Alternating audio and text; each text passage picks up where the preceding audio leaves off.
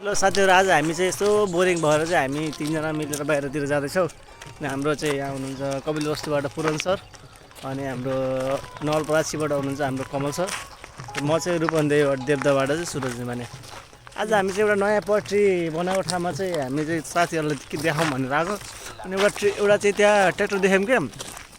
Tractor चाहिँ कस्तो भने त्यो चक्काहरू निकालेर त्यो ट्रेनको चक्का फिट गरेको रहेछ, ताकि त्यो चाहिँ तपाईँको त्यो पट्टीबाट बाहिर नजाओस् भनेर त्यो चाहिँ गराएको रहेछ होइन। अनि हामी त्यसमा चाहिँ एकछिन रमाइलो गऱ्यौँ। अनि त्यसपछि हामी त्यहाँदेखि निस्केर अहिले हामी चाहिँ बाहिर आइसकेको छौँ। अब हामी चाहिँ हाम्रो अगाडि चाहिँ अब एकछिन त्यहाँ एउटा ब्रिज छ, त्यहाँ ब्रिजमा गएर हामी एकछिन बस्छौँ। अनि त्यसपछि ब्रिजमा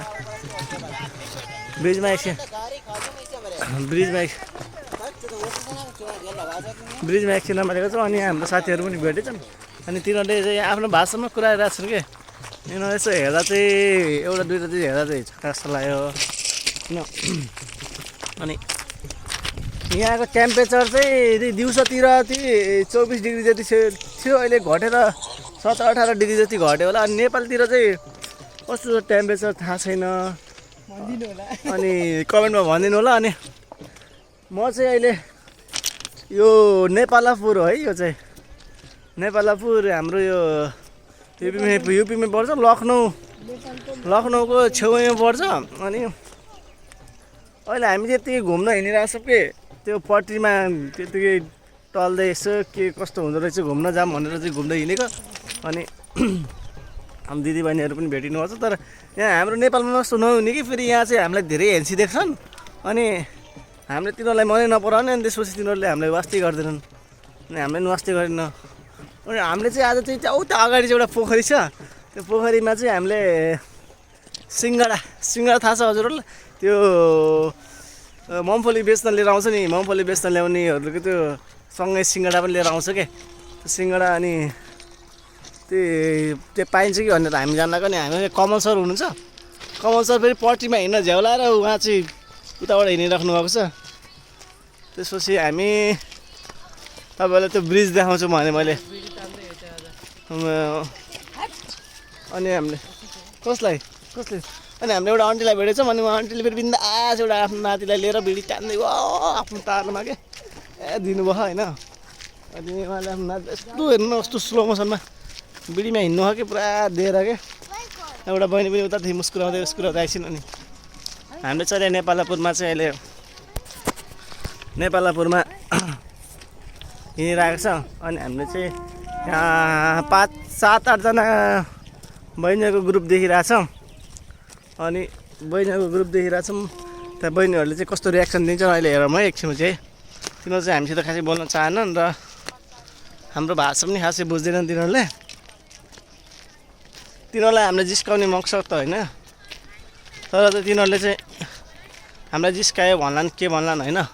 तर चाहिँ हामीले तिनीहरूलाई जिस्काउने कुनै पनि मकसद छैन। तिनीहरू चाहिँ एउटा ग्रुपमा बसेछन् अनि हामीलाई हेरिरहेछन् क्या। तिनीहरूले सोचे यहाँनिर ब्लगिङ गरिरहेछ भन्ने थाहा छ छन त तिनीहरूलाई।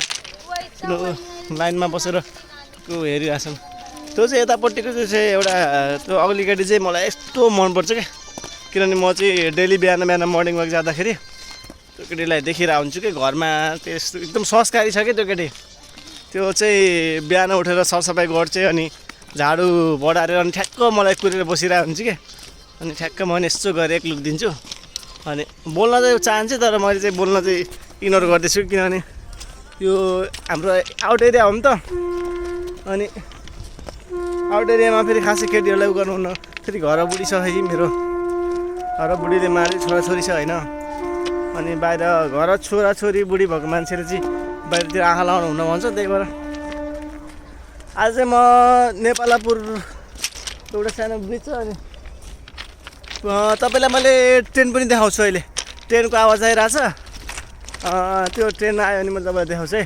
र हामीले चाहिँ मेरो अगाडिपट्टि चाहिँ एउटा ब्रिज छ, अगाडिपट्टि मेरो उता एउटा ब्रिज छ, त्यो ब्रिजमा देखाउँछु तपाईँलाई है।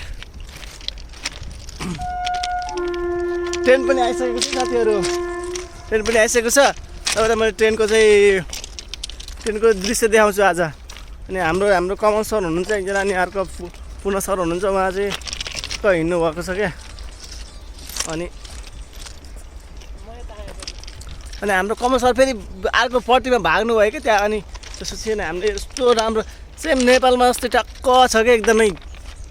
के भन्नु क्या नेपालबाट त्यो पटरी मात्रै फरक हो होइन। पटरी हेर्नु न कस्तो मजाले आवाज दिएर आएको छ हेर्नु न, झिकझिक झिकझिक झिकझिक झिकझिक झिकझिक गर्दै। हाम्रो नेपालमा चाहिँ हामीले चाहिँ खासै ट्रेन नदेख्ने भएर अनि हामीले फेरि कस्तो इन्ट्रेस्टेड लाग्ने क्या हामीलाई फेरि।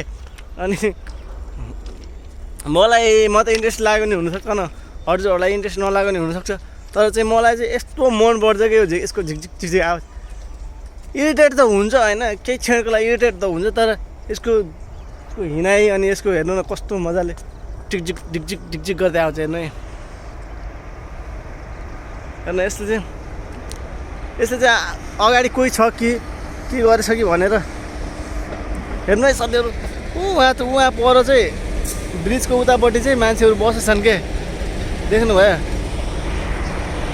यस्तो चाहिँ मान्छे चाहिँ त्यहाँ बस्छन् भनेर यसले पहिले नै चाहिँ यहाँदेखि त्यस्तो चाहिँ वार्निङ दिएको हुन्छ क्या। यसले चाहिँ एउटा चाहिँ हर्न मारेर तपाईँलाई चाहिँ उस गरिरहेको हुन्छ क्या। त्यही भएर चाहिँ मैले तपाईँलाई चाहिँ देखाएर चाहिँ अहिले हामी चाहिँ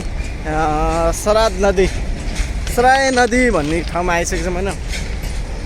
सराय नदीको पुलमा आइसकेको छौँ हामीले। सराय नदीमा त्यहाँ हाम्रो त्यहाँ ग्रुपको साथीहरू छन् 3-4जना।